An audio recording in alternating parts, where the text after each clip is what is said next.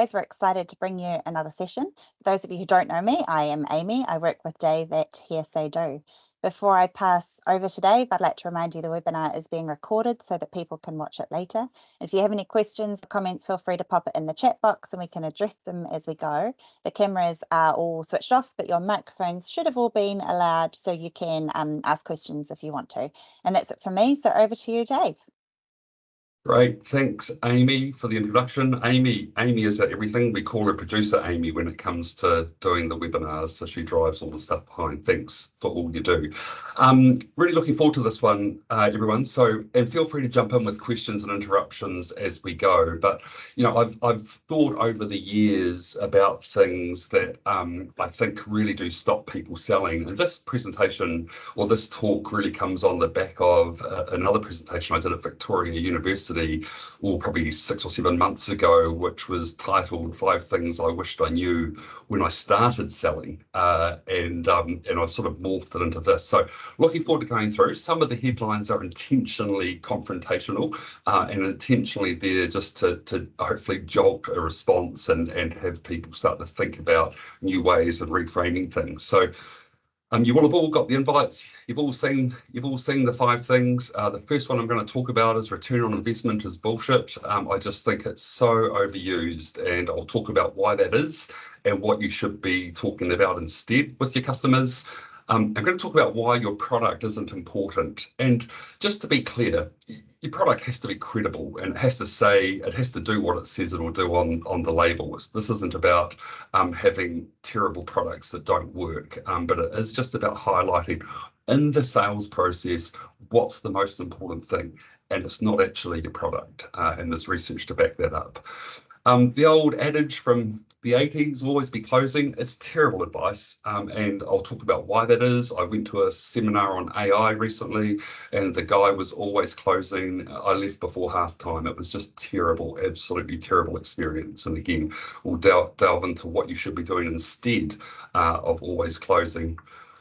People still think that relationships are the most important thing. They're not the most important thing anymore, at least not in the way that people think that they are. Of course, you've got to be able to build rapport and you've got to be credible, but relationships often in themselves are not the most important thing in selling. And the last thing we're going to cover is there is no decision maker. One of the questions I still get is, Dave, how do I find the economic decision maker? How do I find the business owner? And I get the sentiment behind those questions, but it's almost not quite the right question to ask. And I'll talk to you again about why that is. I'm going to tear through this today. I think it's probably still going to be about 40 minutes long and relatively rich. So make sure that you lock in and take it in. You'll be able to get the recording later to watch it. I know that we probably all have inboxes full of recordings of things that we want to watch, and it is difficult to get back to them.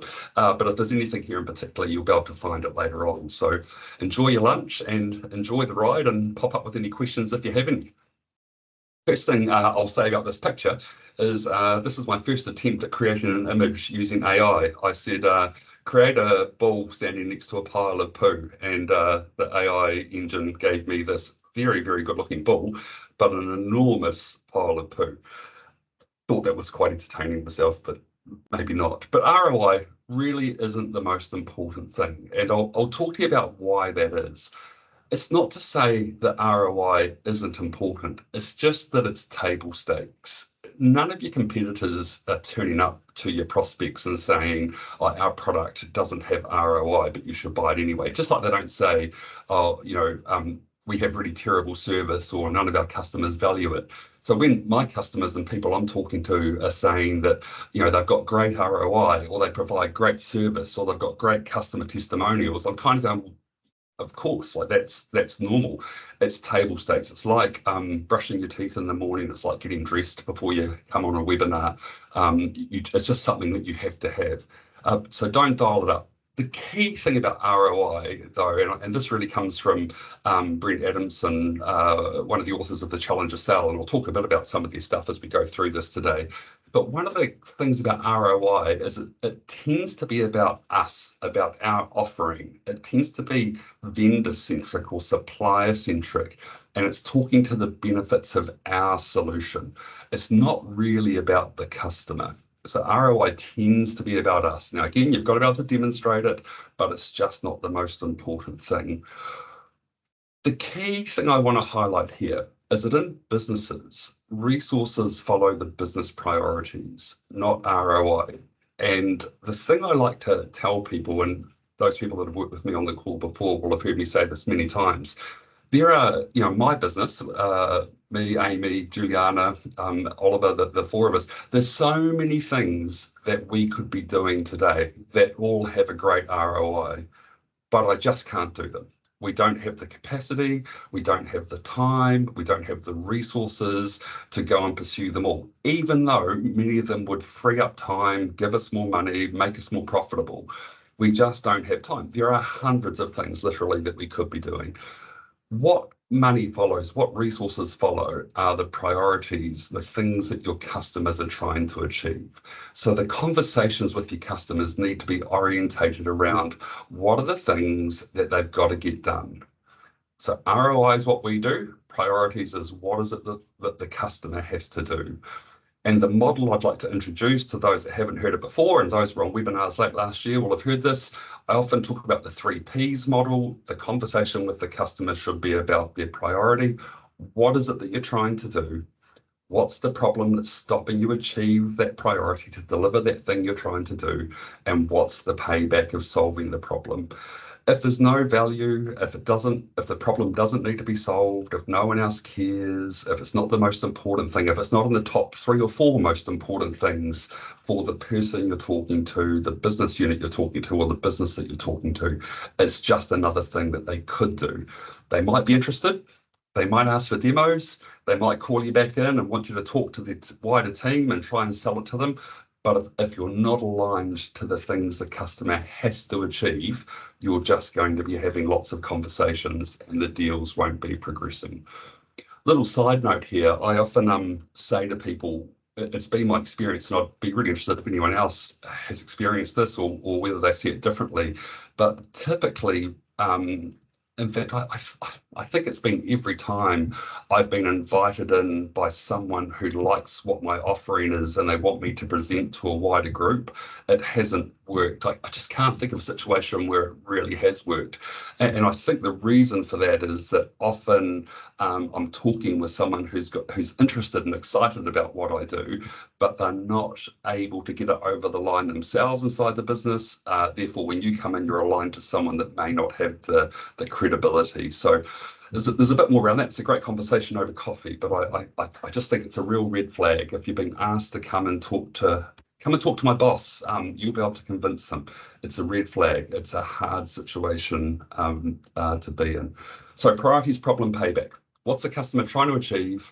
What's stopping them achieve it?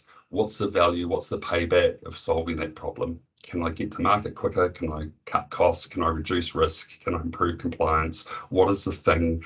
And how do you measure the value of overcoming the problem to deliver the priority? My second AI image, I said, give me a guy standing in front of a bunch of products, and it gave me a couple of different pictures, and this is the one I chose. So this is just the headline, is your offering isn't important. And what I hear people say all the time about sales is I've really got to believe in my product. And that's absolutely true. I get that. But again, I kind of put that in the table stakes thing. I don't think Angus has joined the call. I think he said he couldn't make it. He's going to listen after. But I love one of the things that he says about sales. Sales is a noble profession. We're here to help our customers achieve the things that they're trying to achieve. We're not here to flog snake oil. We're not here to get the order or to, get more products over the line. We're here to actually help the customer achieve something. So yes, the product should do what it says on the label. It should be credible. It should be all those things, but it's not the thing that'll separate you in the sales process. And ironically, the thing that does separate you is not what most people expect. So again, from the Challenger Sale research, which I won't talk about in great detail other than to say it came out post GFC. It was research based on why were some organisations growing through the GFC, through a downturn, when others weren't. And this is some of the information that they found. And given we're in a downturn now, it's very important. So the customer's buying decision, about 9% of the decision criteria is related to the price, and this is on average, and of course there's outliers in different organisations, and it depends on what you're offering if you're just in a straight commodity sale, all those kinds of things. About 19% of the decision is linked to your brand. So the marketing people, we love the marketing people. Juliana's our marketing person. Building brand is really important, but it makes up about 19% of the buying decision. Got to have brand presence so people can find you. But that's, again, a different conversation. In the actual sales process, the brand is only 19%. And the delivery experience, the experience that the customer has or that you can point to around previous delivery or your case studies or those kinds of things, again, it's only 19%. So all that totals up to 47%. And the other 53% is the bit that some people go, that's really interesting. I know it won't be new for a lot of you, but 53% of the purchasing decision is made based on the experience that the customer has in the sales process. So whether that process is good or bad for the customer will determine success or failure much more than any of those other things. Just to be clear, you don't want to leave the 47% on the table. You've got to be priced competitively for the value that you offer, not necessarily competitively against your competitors, but for the value you offer. You've got to have a brand and have a reasonable brand presence, and you've got to be good at delivery. It's only 47% though. If you nail all of those, you're still nowhere near over the line. So for this audience, this is we're a sales coaching business. This is a webinar for salespeople or people engaged in sales and business development. What I really want you to know is that you are the difference in the deal. It's not your product, it's not your company, it's you. You have the biggest influence on whether the customer is going to choose to engage with your business. So let's talk about what that looks like. Need to focus on creating the right sales experience. And the right sales experience is insight driven, and it's value to the customer. I'm going to talk a little bit more about that. And the single biggest thing as a salesperson that you can do, and even as an organization, it's probably more important. But for this individual contributor, what can I do? What can you do to build insight capability? So a couple of pointers there. So insight driven, insights has become the new strategy. It's an incredibly overused word. People talk to me about insights, and most of the time what they're saying is not an insight at all. It's not even really novel information, not exciting information. At best, it's just a fact. It's a piece of data. And the key thing about an insight, what separates an insight from other kinds of information, is it will normally cause people to change their behaviour. And for those that saw Kim Quirk's webinar last time around, a month or so ago when she joined us, and also Paul Armstrong last year, we talked about sales as actually a change process anyway, and change is incredibly hard. Most people are change resistant. But a true insight, when people have that aha moment, it's not just about data or information, it causes them to see the world differently. And a good commercial insight is ultimately what will lead people back to you. So I'll give you an example. One of the key calls that I get from prospects, from people that get in contact with me, is they tend to call me to talk about a closing problem. There's a couple of other things that I'm seeing a bit more of now, but over the last 6 or 7 years I've been coaching, most people would present saying, we've got a relatively good pipeline, we just can't close the deals. Can you come and help us close the deals?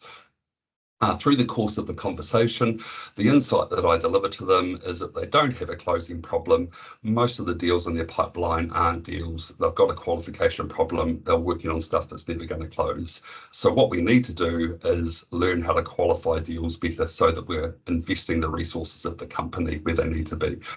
And that's that little bit of change, that reframe of what the problem is normally mind-blowing for people. I see them like a visceral reaction across the table when I'm talking to them. They're going, you're right, there's so many deals that have sat in the pipeline for months, quarters, even years, and they're not getting over the line. And actually the reality is there is no deal there. And we can talk about more about why, and there's a whole coaching process around that in another whole presentation. But essentially that's a good example of an insight. The other one that I've used, and apologies to those that have heard it before, we were getting a splashback put in our house. We wanted to put some nice tiles in there. The tiler came in and shook his head and he was like, don't do tiles. This part of the house was built in the 1920s. The windows were updated in the 80s. Nothing square. If you put nice white tiles with black grout, those straight lines are going to make everything else look wonky. Just get glass. So his experience of doing this over and over and over again meant he was able to stop us making a mistake, help us avoid a problem that we didn't know that we were going to have. So insights change behavior. Data is just interesting. There'll be weather today. That's just interesting, not really critical. In terms of building insight capability as an individual, one of the key traits that I encourage all sales leaders and all business leaders to look for in a salesperson is curiosity. Listen to podcasts, I listen to audiobooks. I don't tend to read books as much. Have good conversations, follow good stuff, and learn about the area of your business, the area of business that you're offering helps people with, and talk to lots of people about it. Now, the key thing is, as you build a library of information and knowledge, you can start to share it with people. And the little tip here is that don't just share it by necessarily broadcasting on LinkedIn. Send an email to one of your prospects or one of your customers and say, hey, I was just reading this blog and I thought of you when I got to paragraph 5 when it mentioned this. I thought it might be useful.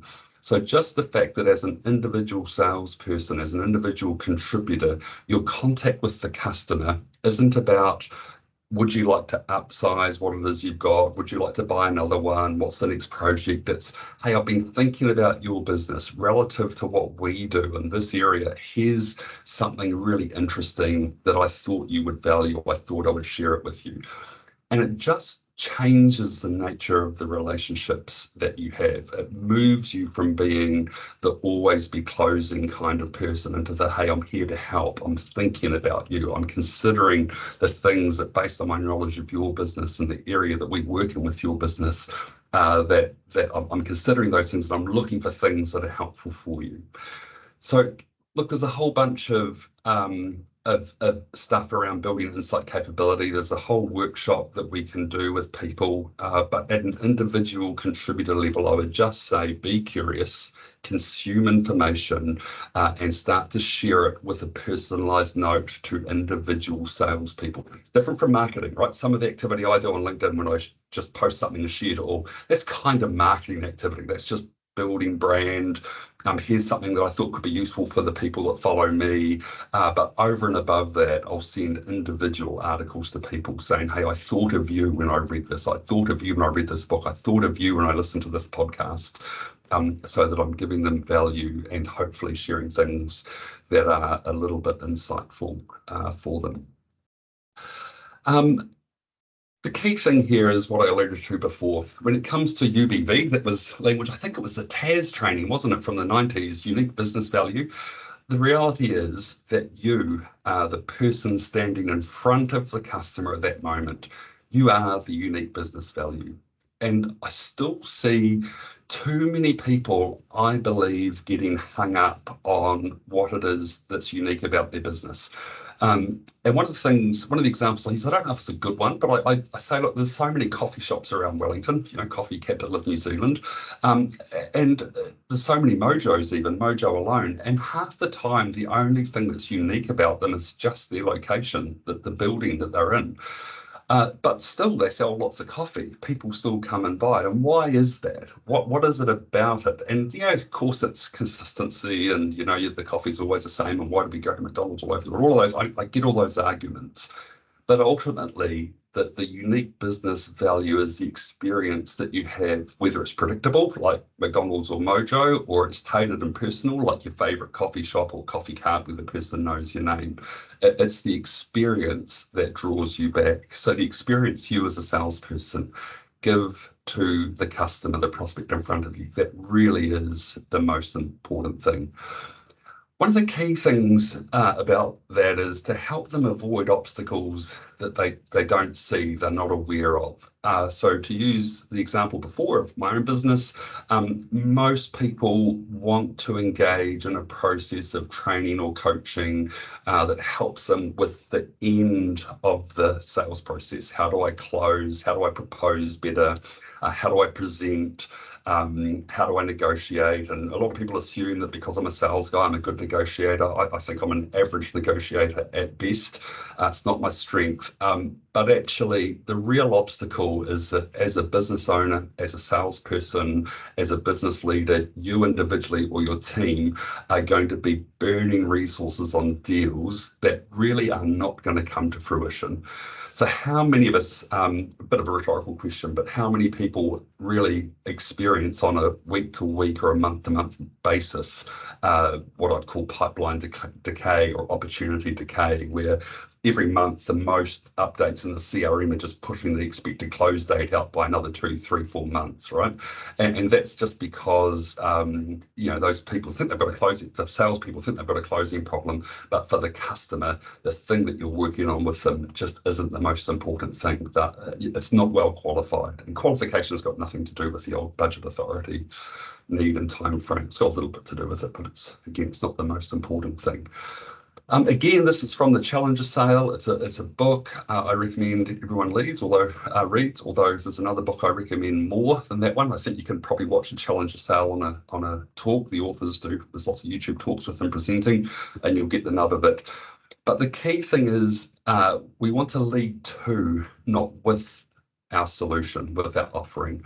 And what I mean by that is that historically salespeople have relied on persuasion. That it's force of nature, coming down the phone, gift of the gab, storytelling, all these other things that again, in and of themselves aren't bad. But the research is really clear about this. The most successful people are much more teaching orientated. They teach the customer what the customer needs to do to solve their problem. So when I say lead to, not with your offering, we ultimately want to be having a conversation where we're telling the customer, these are the things that you need to be doing. These are the things you need to be investing in. You need to be resourcing in these areas. And we're waiting for them to have that moment of going, you're absolutely right. I don't have the capability and can you help me? So it's not about what I do. When they ask that, you can say, well, actually, yes, that is what we do. That is how we can help you.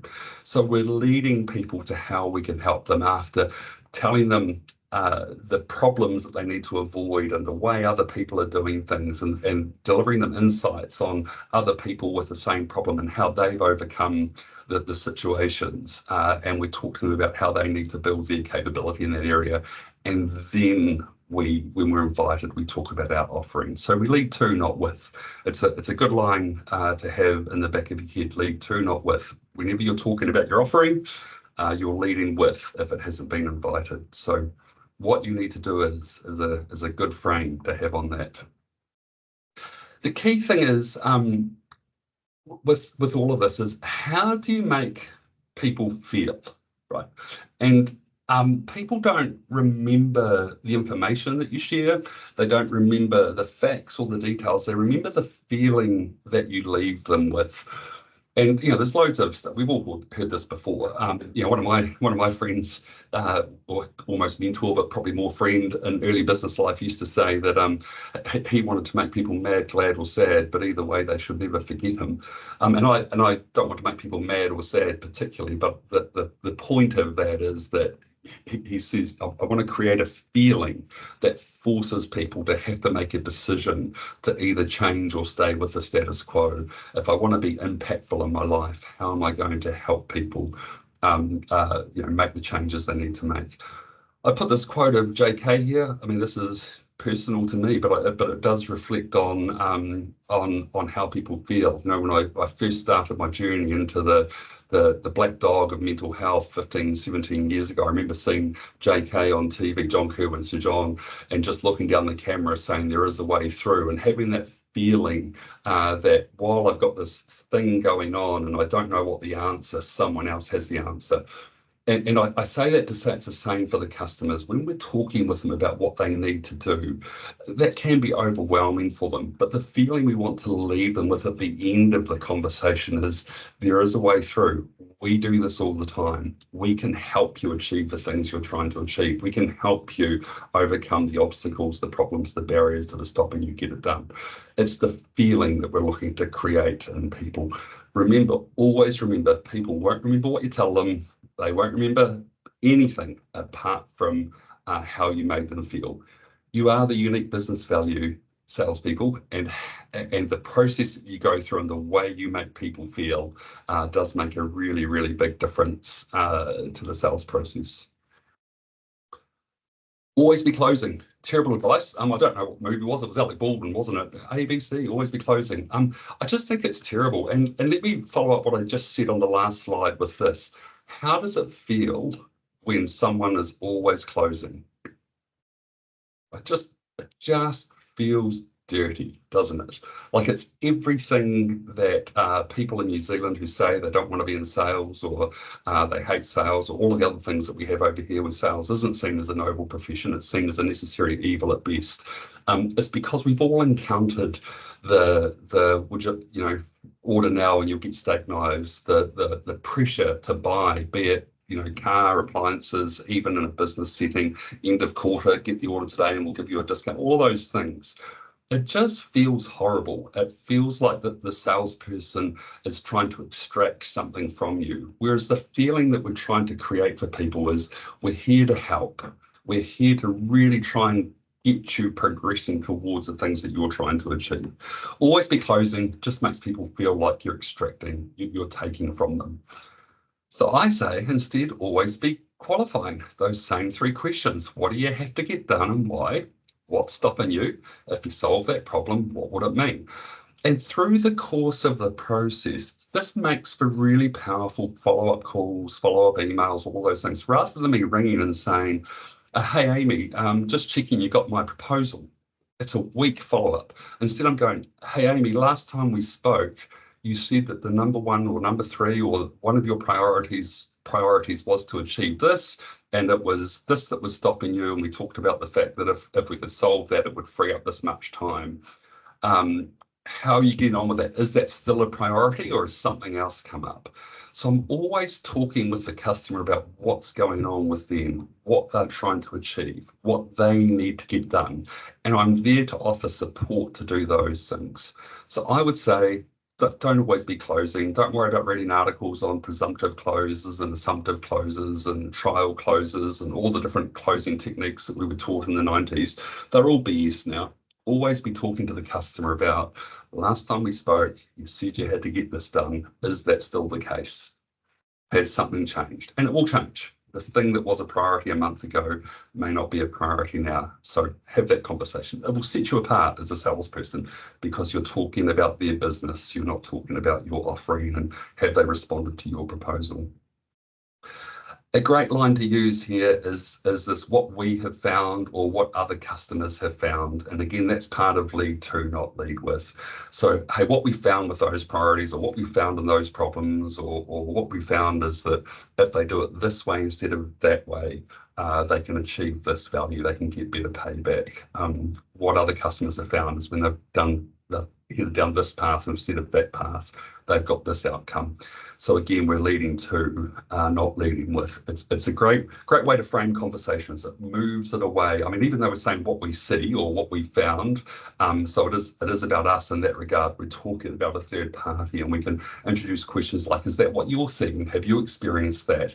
And if it's not what they're seeing, then they'll tell us, and we get to learn something. We get to add more information to our reservoir for when we're talking to the next customers about what people are seeing and about what they're experiencing. experiencing. So it's a really, really good way to be on the same side of the table with the customer, not talking at them across the table, trying to get your order. And no one likes a salesperson who's sitting over the table trying to get your orders. My next AI generated picture, give me people in a casual business setting doing relationship building over a cup of coffee in a cafe. I don't think that was too bad, really. You can look around and see this person over in the back left, their feet are off the ground, and there's some other AI things in some other pictures, but I'm pretty impressed with how this is doing. And on that note, actually, Amy keeps getting in my ear saying we've got to do a webinar on how to use AI in sales.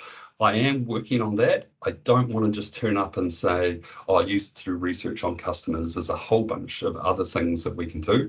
And I've had 3 conversations this week alone with different people about what are the opportunities to use AI to help break the back of RFP responses and those other kinds of things that really impact us as salespeople, not just tell me something about Dave Knight or find information on his company.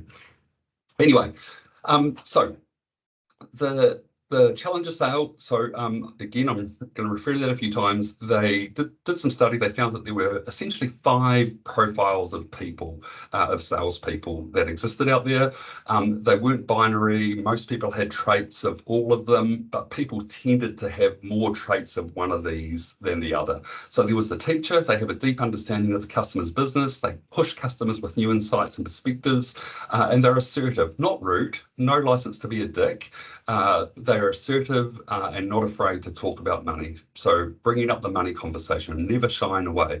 I hate it when I hear other salespeople say, don't give people the price. I say, if people ask for the price, give it to them. Show you're an expert. Had a terrible buyer experience. I'm pointing across the road here on Willis Street in Wellington. I went into an optometrist and said, I need to get progressive glasses. Never done it before. What am I out for? $500, $1,000, I've got no idea. And they said, well, it depends. And I was like, oh, have you never sold progressives before? Like, all I'm just looking for is a range. Like, tell me if it's between this or that. So I literally left. I walked out and said, look, I just want to know. I went to another optometrist and they said, oh, absolutely. Like, you can have something like this or something like this, and you need to expect to pay between $400 and $800 for a single pair. That was great. Like, I wasn't afraid to talk money, didn't have to tell me it depends, just gave me the answer. So I had a range to start to work with. The lone wolf, self-assured and independent, follow their own instincts rather than the rules, can be difficult to manage, but they often deliver results. One of the people in the research around this, one of the sales leaders said that they would fire the lone wolves if they could, but they deliver too much revenue, so I just have to put up with them. The problem solver, so reactive and reliable, detail-orientated, and they really do focus on the post-sales service, that they follow up a lot and they drive the internal people and why aren't we giving the customer great service and all those things. Hard worker, very diligent, always going the extra mile. They make more calls and visits, and basically they get shit done. And we've all worked with those kinds of people. And then the relationship builder. They create strong personal connections and advocates. They're generous with their time and they strive to meet all the customer needs. Not going to spend any more time on that, apart to say that in a low complexity sale, what they found in the research, and again, go grab the book, it's not plagiarism, referring to them, please go and grab it and have a listen. But they found that it really didn't matter which one of those profiles you fitted into. That of the top 40% of sales performers, 20% of them are in the teacher challenger model, 25% of them were lone wolves, 26 were hard workers. I mean, hard workers actually win. And low complexity is kind of that outbound calling, 1 or 2 conversations with 1 or 2 people on the customer side, not over a long period of time. Problem solver had good had good results in the relationship builder. 11% of the top 40% of salespeople were relationship builders. So you can really have a good level of success with all of those. Where it became really interesting was in a high complex sale. So B2B, most people on this call, when they're dealing with a sales opportunity, they've probably got to have multiple contacts with a customer, go through some kind of demonstration presentation, not only have multiple contacts, but have multiple points of contact. So dealing with lots of different people. And what was interesting here is that the teacher challenger just smashed everyone else. So in the top 40% of salespeople, 54% of them fitted the teacher challenger profile. Oopsie. Lone wolf didn't really change. hard worker, problem solver, and the relationship builder absolutely fell off the cliff. Now, this is still, even though this is quite old, this is from 2009, 2010, that kind of era, people are still surprised to read this because they still say to me all the time that building relationships, I want a salesperson who can build relationships. I'm good at building relationships. And again, I kind of go, it's table stakes. You know, you can't be a dick. You can't be someone that people don't like. You can't have bad relationships, but building relationships, having access or having rapport with people isn't the same as having a genuine business relationship that drives change into the organization. So having access, so that rep that comes in and goes, I can ring them anytime and they'll meet me. That's not a modern sales relationship. Access to people doesn't determine whether you're going to get the deal or not. It really is a bit of wisdom from yesteryear. Brian Tracy was a Canadian sales teacher I first heard say this. He's still on YouTube, very statesman-like. He talks about like, no, trust. So people buy off people they like, know, and trust. So yes, you have to have rapport, you have to be likable, people have to feel like they know you, and there has to be trust in the relationship. But again, that's not the only thing. There are the things that you've got to have for table stakes. And if you can't do that, you've got to learn how to do that, and then you've got to build on top of that. When it was all talked about, when sales was all about relationships, it was really pre-internet. And the only way that customers in a business context could really get information about your product or offering was to call the company, and they'd always get handed over to the sales department. So if people wanted to know about Yes, I Do, the only way they could do that was to call us and talk to us. But now they're knowledgeable. And the research was really clear that customers are about 2/3 of the way through their internal buying process before they make contact with suppliers. So they're looking online, they're doing their own research, they're talking to peers, they're talking to industry groups, they're doing all sorts of things to get information on how they can solve the problem. And it's not until, as I say, it's around 60%, almost 2/3 of the way through their process before they engage salespeople. So that's a different context to deal with. So clients really value relationships that help them achieve their priorities, that bring insights. And just to touch it really lightly, because again, I know some people here have heard me say this a lot. I know there are people that I have a great relationship with, but I haven't spoken to for years and years and years. But if I called them, they would take the call, and chances are if I asked the meeting, they would take the meeting. Not because I'm anything special, just because our history is that every time I've called them, it's because I've had something of value for them. I know something about them. I'm calling them because there's something meaningful I've got to share with them. That's a good relationship, not the people that'll drink coffee with you once a month and tell you everything that's going on. I've got a slide that talks a bit more to that under the decision maker thing coming up here, which is right where we are. This is my AI question. Give me a group of people looking for the decision maker in a boardroom, and so this is what I got. I'm not sure where that guy's head is, but I did quite like the picture and the wide-eyed of the person under the table. There is no decision maker, and let me get to the detail here. This is straight from a conference I went to just pre-COVID 2018 up in the States. Today's buying reality, and it's still today, even though it was 2018. The average size of the buying group is 6 to 10 people. So when you're in B2B sales, particularly in enterprise, the number of people that have to come to the decision is as many as 10. The key thing is the person who authorizes the deal, excuse me, that economic decision maker that we talk about, or under the value selling model, the power, or whatever other language has been used. The most important thing to that person is that the rest of the group agree. The last thing they want is to authorize the purchase of something and to have some people in the group going, I didn't really want that one, because you have internal sabotage and all sorts of problems. Each of those people has an average 4.5 information sources. I don't know how you have 0.5 of an information source, but so 4 to 5 information sources is probably a better way to say it. So if you think about that, if there's 10 people or even 8 people that had 4 information sources, there's 32 different information sources. There'll be some overlap in those. So every time the buying group gets together, the time that they spend deconflicting information is huge. And I think the number from this presentation was that The buying group only spends 15% of their time together talking about the vendor's offerings. So if you're one of three, 5% of the buying group's time is spent talking about you, if you're lucky, if it was average. So you're just not that important to them. They've got a heap of stuff going on. Sorry, 15% of the time was deconflicting information. That's the next number right there. And also 77% of buyers report high purchase difficulty.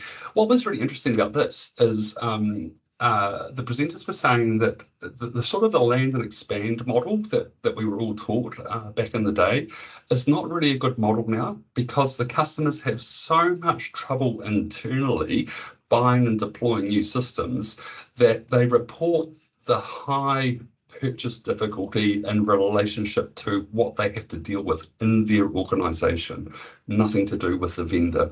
To the point that some people responded in the research and said that even though they got the business outcome that they wanted and they got the business benefit they were hoping for, they wouldn't go through the process again. Personally, it was just far too taxing. So, that's really telling that people are getting the outcome that they want, but they're saying, they kind of wish they hadn't done it. They burnt too many late nights. As for salespeople, where there were 5 profiles, there were 7 profiles of people in the buying groups that tended to be there. They were broken into 3 categories: mobilizers, talkers, and blockers. But essentially, the go-getter who advocates for good ideas and delivers results, the friend willing to meet with salespeople, discuss ideas, acting as an ally in the buying process, the guide gives you information on how to get through the buying process, the blocker who by default wants the status quo and is resistant to change. We've all met them. The skeptic requires proof to support change, but is open to new ideas and exploring them rather than dismissing them outright. A lot of people confuse the skeptic with the blocker. Skeptic isn't someone who wants to maintain the status quo. They just they need proof that what you're saying is true. The teacher, these are on the customer side. The visionary is trusted by other executives. They like to coach and guide decision making, and the climber interested in personal gain rather than benefit of the company. When I first saw this presentation, and this was from the same conference that I was talking about before, it really resonated, particularly the climber. So many sales leaders still ask their sales rep, they're looking for a climber. What's in it for the person buying, right? They're going, what's the personal gain? What does that person get out of it? And I've always said, and I didn't know why, but I've always said I don't like hiring ambitious people. And I couldn't articulate what the reason was, and I couldn't articulate the difference between ambition and people that are driven. And when I saw this go-getter up here and the climber here, it was a little aha moment for me.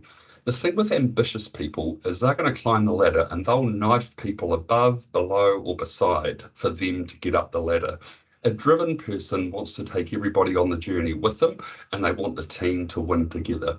The key way to determine whether you've got a go-getter versus a climber is the language we, the go-getter, or is it I, the climber? And it's really, really clear when you're talking with customers, but it's also really, really clear when you're hiring salespeople. If you have an ambitious person that comes into your team, that might be the culture you want with internal competition. I would never want to work in that culture personally. I would rather work with go-getters who realise that the sum of the knowledge we all have together means we can all succeed more and climb. It's not about one person winning and another person losing. Anyway, a little bit of a segue. So when people tell me, when I'm interviewing salespeople and they say they're ambitious, I don't write them off. I explore a bit more what do they mean by ambition, because some people say ambition when actually they still really are team players. So dig on that. A little bit of a segue, but hopefully that's useful. Of these 7, as I said, there's mobilizers, talkers, and blockers. The blocker is one of their own. Funnily enough, those 3 categories are pretty equally represented in senior management and businesses, but 3 of them have the ability to move a deal forward. 3 of them will hold a deal up, and 1 of them will essentially torpedo the deal, which is of course the blocker. And here it is. This is a bit of a reveal. This is a slide straight from that conference. Again, credits to CEB, now Gartner. Gartner bought CEB.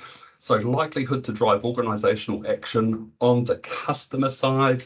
The mobilisers are, funnily enough, the go-getters, the teachers, and the skeptics. The relationships, oopsie, The relationship builder tends to spend their time with the guide, the friend, and the climber.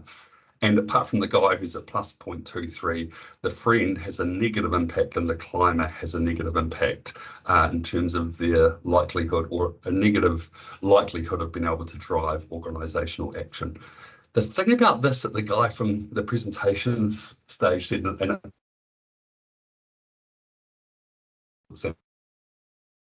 salesperson that's ambitious, is he said the thing about a climber is when they get into the meeting with the buyer group, stench about them and everyone can smell it. And I was like, yeah, that's a really potent phrase. Like it's very cutting, isn't it? But we've all come across those ambitious people, the climber who's in it for themselves, not the organization. And we naturally recoil from them. So, it's one of the reasons that those people, have a negative impact on a deal. So when I say there's no decision maker, and this is the book that's more important, it was the follow-up book to the Challenger Sale. It's called The Challenger Customer.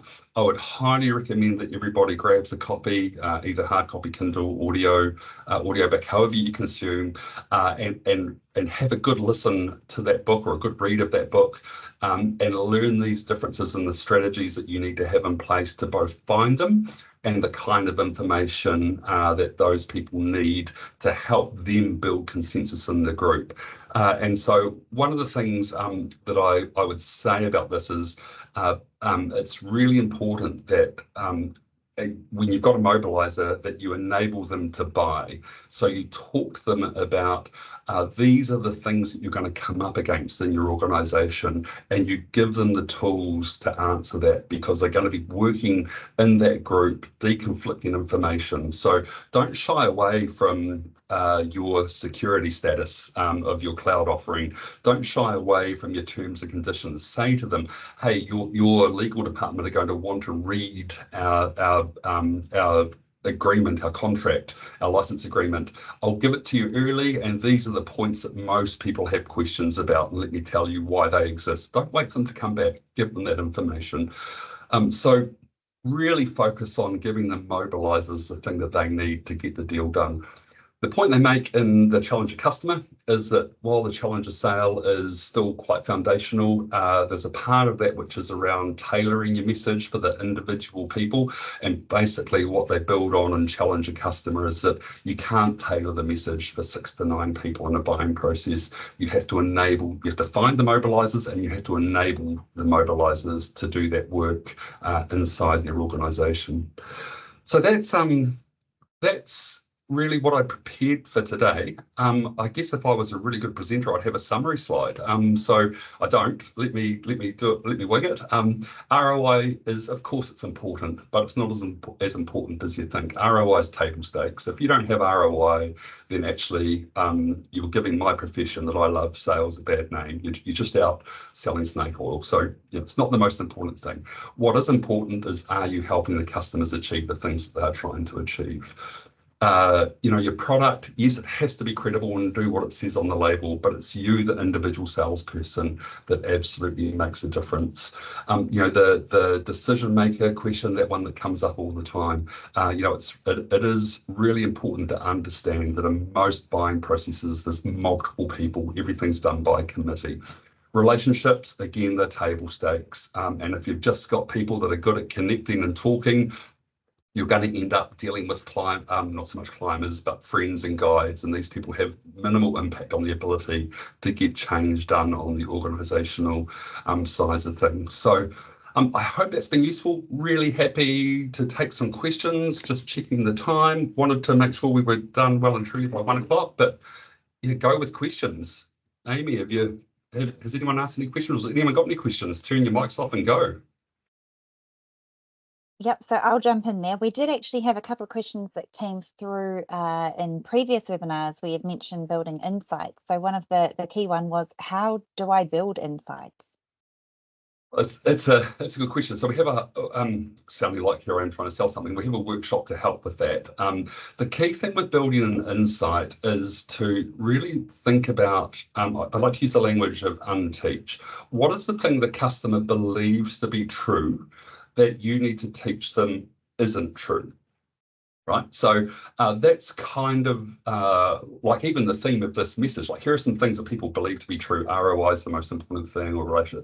I'm trying to teach people what, whether I'm good at it or not, it's a different thing. I'm trying to be insightful around actually those things that you believe to be true aren't true, and here's the alternative that you need to know. Here's what is true, and it's got to be relevant and help them progress to deliver their priorities. So it's one of those insights. I always say insights are they're simple, but they're not easy to find. And I'm happy to have some conversations with people about that as we go ahead.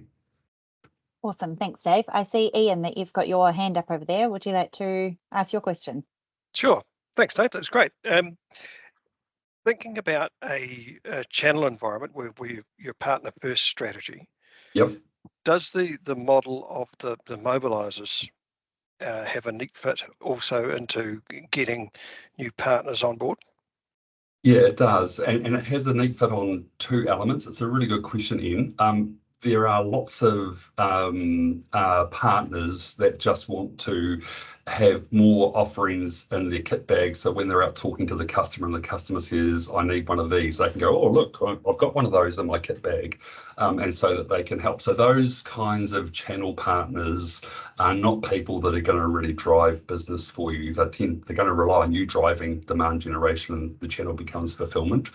But finding mobilizers who understand what the strategy of the channel partner is and what their customers are trying to achieve, at least at a macro level, not just fulfillment people, is really critical. And I say this actually with a bit of experience. I worked in the systems integration space long before we met in, that was quite product centric. And we had so many vendors that would come and tell us about their offerings, and we were the channel partner. And all the big ones, Microsoft and Compaq and IBM and all those others from those days. And really the whole sales team, all 20 of us, it was just like, oh yeah, I've got that. And if the customer wants HP, we'll give them HP. If they want IBM, I'll give them IBM. So the mobilizers that you're looking for, particularly your business, are people that really do get the priorities of their customers in the space that you're dealing with. Is that helpful? Yes, thank you. Great. Any other hands up or any other questions there? Has anyone been sold to recently by the always be closing? Don't want to mention by name, but the AI workshop I went to last week, Australian guy, unbelievable. But wait, there's more. No. Okay, well, look, if there's no more questions, we'll wrap up. I guess, the big thing is sales is about helping people achieve the things that they're trying to achieve. It's about delivering so much value that they're throwing the business at us. We're not looking to extract an order or extract a revenue. We're not in it for ourselves. We're in it to help. And I don't know about you guys, bit older now, guys and girls, but the more you help people, the more fulfilling it is. And my experience has been simply the more successful you are as well. So hopefully that's been useful. Amy will get the recording out. She'll have some links to a couple of the books and resources, and I'll see, Amy, if I can dig up some videos of the authors of those couple of books so that people can get a download. Please feel free to connect with me on LinkedIn or wherever, and I'm always up to drink a coffee, be it in person or virtually, and chat about all things sales. So if no one's got any more questions, thanks for your comment there, Richard. Thanks, Alan. If no one's got any more questions, we'll sign off and look out for the recording soon. Oh, Amy, date for the next webinar. Yes, indeed. The next webinar is on May the 8th, and we have going to be having a guest speaker. So May the 8th, keep an eye out for our emails about that. Great. Thanks, everybody. Have a great day.